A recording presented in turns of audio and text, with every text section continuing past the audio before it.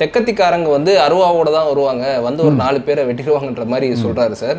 தெக்கத்திக்காரங்க வரும்போது பெரிய கொடு அருவாலை எடுத்து வந்து ஒரு 4 பேர் வெட்டிட்டு போவோன்னு பார்த்தா நாங்கள் ஏன் தோத்தோம்னே தெரியலன்றாரு. இந்த வாய்ஸ் சவுடாலுக்கு தான் தோத்தீங்க. ஆமாம், ஸ்டாலின் வேற தெரியாமல் எல்லாரும் கேட்குறாரு, ஏன் தோத்தோம் ஏன் தோத்தோம் எதுக்கு தோத்தோம்னு.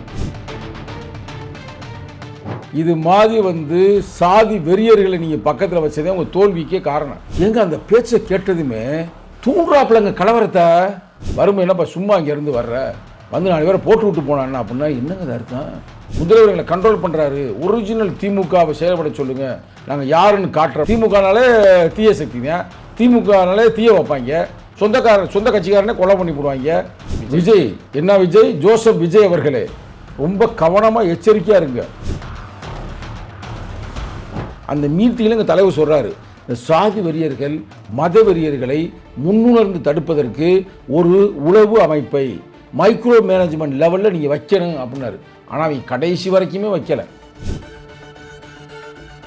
டிஆர் பாலுக்கு பின்னாடியே ஒரு உளவுத்துறை அனுப்பணும். இவர் எங்கே போகிறாரு எங்கே வர்றாரு என்ன பண்ணுறாருன்னு.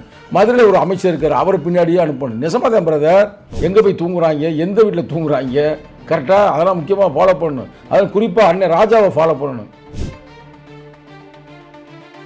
அண்ணன் ராஜா ரொம்ப அதாவது வெறி பிடிச்சி பேசி தர்றாரு. காம வெறி உண்டு. அதனால் அந்த காம வெறி கொண்டவர்கள், சாதி வெறி கொண்டவர்கள், மத வெறி கொண்டவர்கள், இவர்களுக்கு பின்னால் உளவு அமைப்பு அப்படியே போகணும். மட்டும் அதான் கருணாநிதியே சொல்லுவாருங்க, நாங்கள் மட்டும் ஆளுங்கட்சியாக இருக்கும் பொழுது பாஸ்பரஸை பூரா நாங்கள் இதுக்குள்ள தண்ணிக்குள்ளே போட்டுருவோம். நாங்கள் ஆட்சியை விட்டுட்டு நாங்கள் எதிர்கட்சி ஆகிவிட்டால் இந்த பாஸ்பரஸ்லாம் குருசையில் போட்டுருவாங்களாம், தீயை வச்சு விட்டுருவாங்களாம். பாஸ்பரஸ் சும்மா போட்டாலே தீயில் எரியும். பார்த்துருக்கீங்களா? உங்கள் தலைவர் முதலமைச்சர் 2031 அப்படின்னு போட்டு ஒரு ஃபோட்டோ ஃப்ரேம் மாதிரி போட்டு அதை கொடுக்குற மாதிரியான ஒரு காட்சி இருக்கு. எங்கள் தலைவர் தமிழக முதல்வர் தளபதி விஜய் துணை பிரதமர்.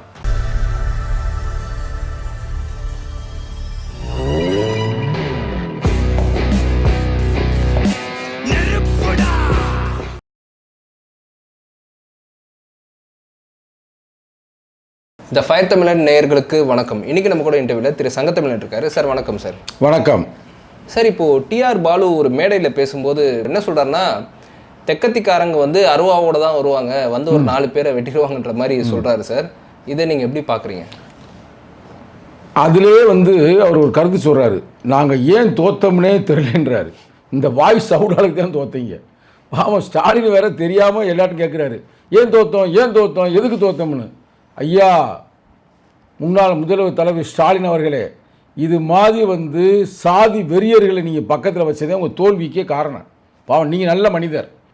இப்படி ஆளை வச்சு பொதுத்தளத்தில் இப்படி பேசுகிறார்கள் என்றால், நம்மளோட வயசு மூத்தவரில் பேசுகிறார் என்றால் ஸ்டாலின்கிட்ட என்னென்னத்தை ஏற்றி விட்ருப்பாங்க.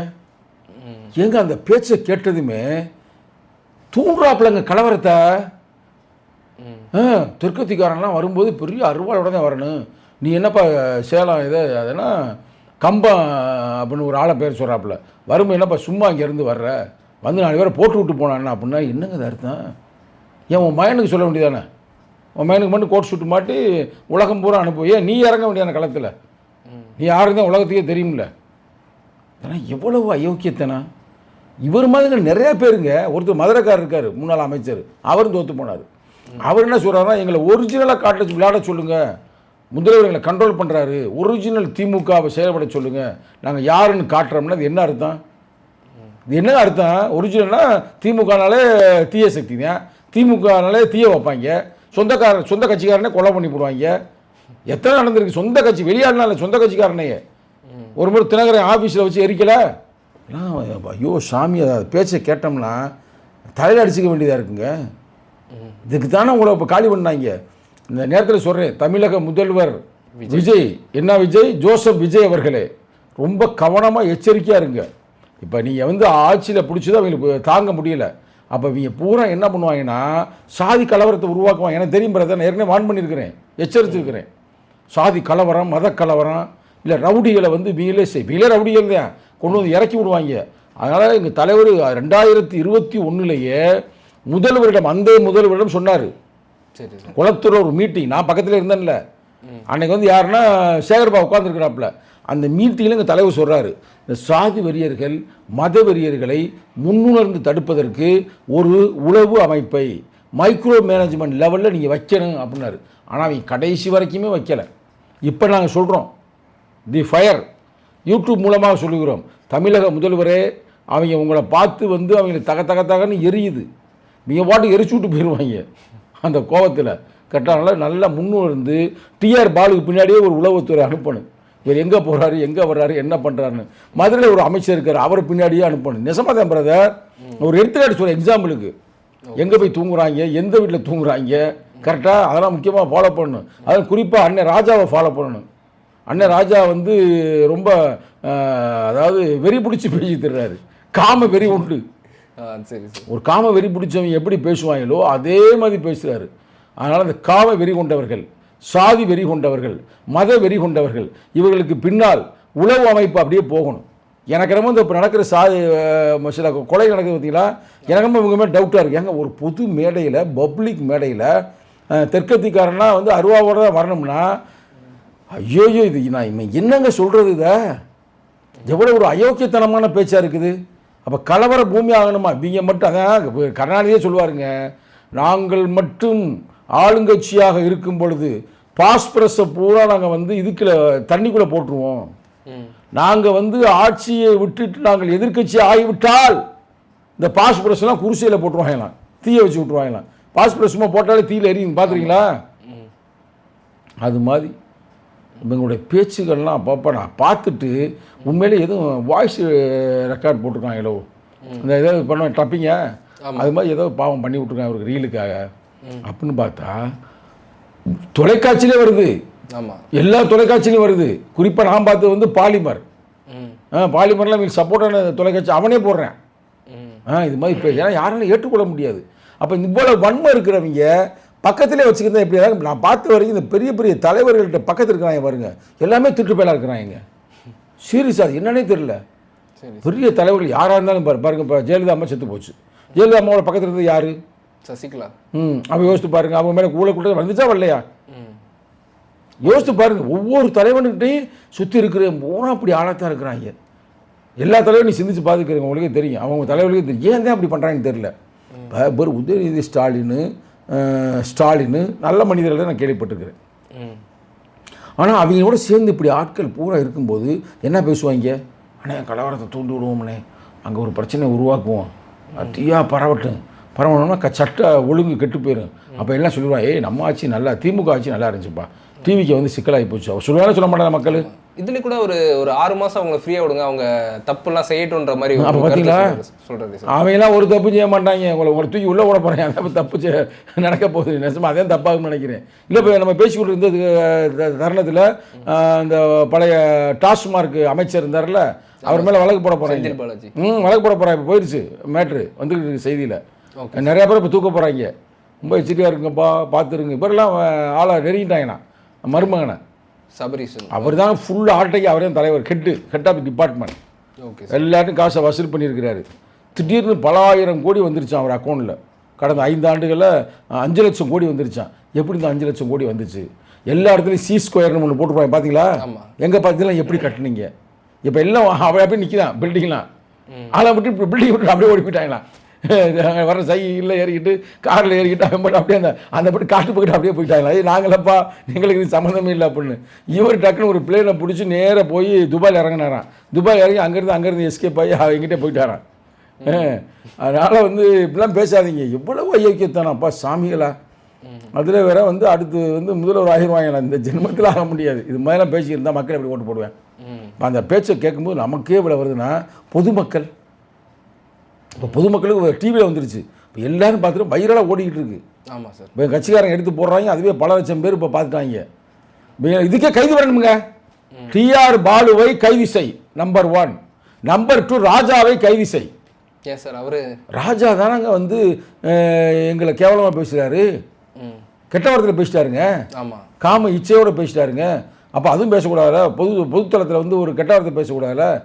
வேற ஆள் பேசியிருந்தா இருக்குங்க ஆட்டம். அவரை வச்சு பேசி இது பண்ணி விட்டேன். இருந்தாலும் போட்டால் நாங்கள் போராட்டத்தில் ஆள் எஸ்கேப் ஆகிட்டு அடுத்து பேட்டி கொடுத்துட்டாப்புல. நாங்கள் அண்ணன் தம்பி மாதிரி ஸ்டாலின் அவர்களுக்கு திருமாவை ரொம்ப பிடிக்கும். அதனால் ஒரு இதில் நாங்கள் சொல்கிறோம், என்ன பிடிக்கும், என்ன அவர் என்ன இதா சினிமா படத்தில் ஹீரோ ஹீரோயினா பிடிக்கும் பிடிக்காதுன்னுட்டு நீ பேசுறது தப்பா இல்லையா அதை மட்டும் சொல்லு, பொது மன்னிப்பு கேளு. 2 பேருமே நான் சொல்கிறேன். அதெல்லாம் வந்து நாங்கள் யாரும் விட மாட்டோம் உங்களை சும்மாலாம். நாங்கள் இப்போ மனு கொடுக்க போகிறோம். டிஆர் பாலுவை கைது செய்ய வரைக்கும் விடுதலை சிறுத்தையில் ஓய மாட்டோம் நாங்கள் இளைஞரணி. தொடர்ந்து இப்போ பேசியிருக்கோம்ல, கைது பண்ணி இல்லை விசாரணைங்க எப்படி நீ இப்படி பேசுனேன் இல்லை அழகாக அவர் மேலே எஃப்ஐஆர் போடலாமுங்க. விடுதலை சிறுத்தையுடைய வழக்கறிஞர் அணியே உடனே அவர் மேலே ஒரு இதை போடுங்கப்பா, பிசிஆர் ஆக்டை போட்டு விடுங்க. உண்மைதானா? இது வந்து எப்படின்னா தெற்கத்திக்காரர் அப்படின்னாலே குறிப்பாக ஒரு குறிப்பிட்ட சமூகம், அந்த சமூகம் தான் வீச்சருவாளை வச்சுட்டு வெட்டி திடுறாங்க. பாவம் இப்போ தான் அவங்க படித்து கிடிச்சு முன்னேறி வர்றாங்க. எனக்கே அந்த சமூகத்தை சேர்ந்த நண்பர் சொல்கிறாங்கல்ல, சார் நாங்கள் இப்போ சார் நல்லா டெவலப் ஆகி நல்லா சூப்பராக வந்துட்டேன் சார், இன்னமும் இவங்க அதிலே பேசுகிறாங்க. ஒரு ஊரில் வந்து யாராவது ஒருத்தர் இருப்பேன், அவன் படிப்பு இருக்காது எது இருக்காது, பழைய மாதிரி அருவா தூக்கிட்டு தெரியுவேன், வெட்டருவா வீச்சருவா வேலருவா, அவர் என்னமோ ஒரு அருவான்றாரு, என்னமோ சொன்னார் அதில் என்னமோ ஒரு அருவான்றாருங்க, என்னமோ ஒரு அருவா. நமக்கு எப்படி தெரியும், நம்ம அறிவு சார்ந்து இருக்கிற ஆளுகள் தானே. அப்போ அது மாதிரி என்ன சொல்கிறாப்புல.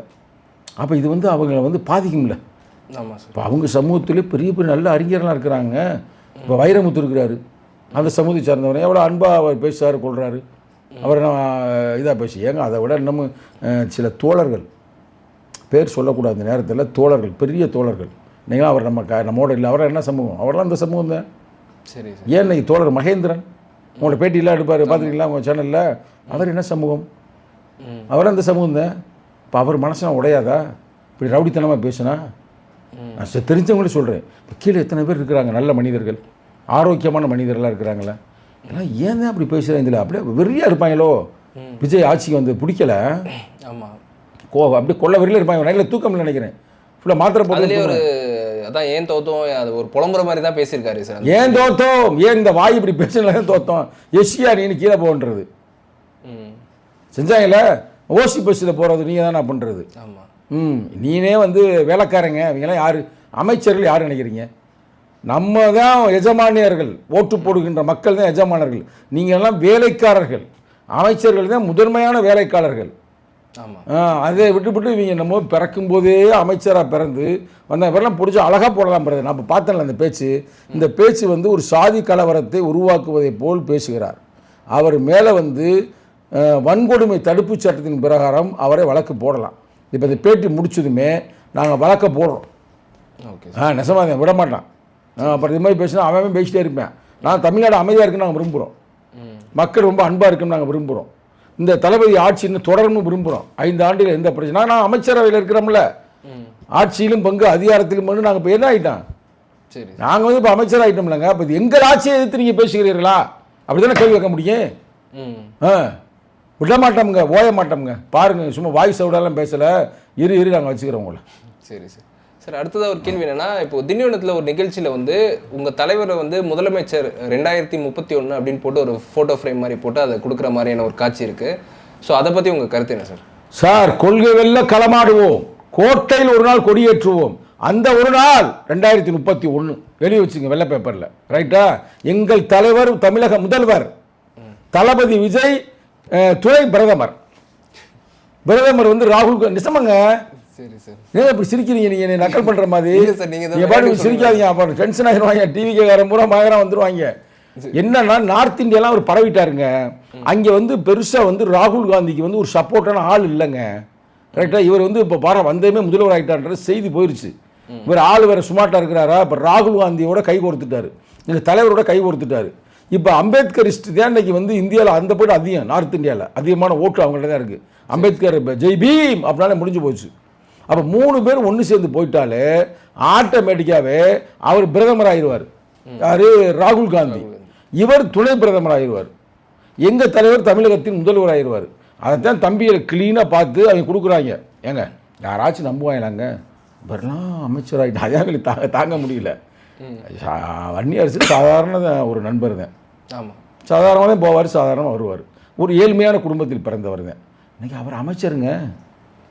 அப்போ அவர் கற்பனை பண்ணி பாருங்க. அப்போ சாதாரண ஒரு மனிதன் அமைச்சர் சார், அவரை கூட விடுங்க, எங்கள் கட்சிக்காரனே பேசினா கூட நல்லா இருக்காது. நம்ம ராஜ்மோகன், இப்போ உங்களை மாதிரி இன்டர்வியூ எடுத்துக்கிட்டு இருந்தவர் தாங்க ராஜ்மோகன், இன்றைக்கி அவர் தான் கல்வித்துறை அமைச்சருங்க. என்னங்க நினைக்கிறீங்க? ஒரு தம்பி 31 வயசு தான், அவங்க அப்பா வந்து கோயிலில் மணி ஆட்டுறவரான், அவங்க அம்மா வீட்டு வேலை பண்ணுறவங்களாம். அவர் இன்னைக்கு அமைச்சருங்க, அறநிலைத்துறை அமைச்சருங்க. அறநிலைத்துறை அமைச்சர் மூலம் வந்து யார் தெரியுமில்ல? சேகர் பாபு. எப்படி? கல்வி அமைச்சர் மூலம் இருந்து யார் தெரியுமில்ல? நம்ம அவர் பேர்னா அன்பில் மகேஷ் பொய்யாமொழி. அப்படியே வெள்ளை வேஷ்டி வெள்ளை சட்டை மட்டன்னு நல்லா போட்டு கஞ்சி ஏற்றிக்கிட்டு அப்படி வந்தாலே எங்களை அமைச்சர். இப்போ நம்ம அமைச்சர் ஜாலியாக போகிறாப்புல சாதாரணமாக. ராஜ்மோகன் ஏய் பாய் ஹவார் யூ அப்படின்ட்டு போய்கிட்டு இருக்கிறாரு. எவ்வளோ ஒரு எளிமை.